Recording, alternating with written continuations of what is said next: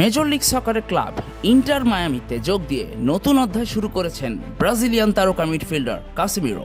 মন্ট্রিয়ালের বিপক্ষে ম্যাচ দিয়ে নতুন ক্লাবের জার্সিতে তিনি মাঠেও নামলেন।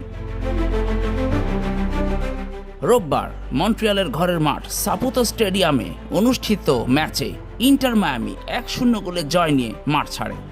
ম্যাচের 81 মিনিটে দর্শনীয় পানেনকা শটে গোলরক্ষককে বোকা বানিয়ে জয়সূচক একমাত্র গোলটি করেন লুইস সুয়ারেজ। বিশ্বকাপের ধকল কাটিয়ে উঠতে এই ম্যাচে ছিলেন না লিওনেল মেসি ও রদ্রিগো ডি পল। বল দখল এবং আক্রমণে বেশ এগিয়ে ছিল ইন্টার মায়ামি।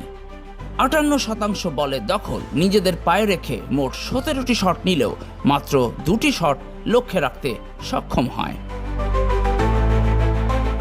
তবে বিরতির ঠিক আগে মাতেও সিলভেত্তির একটি দূরপাল্লার শট ক্রসবারে প্রতিহত না হলে ব্যবধান আরও আগেই বাড়াতে পারত মায়ামি।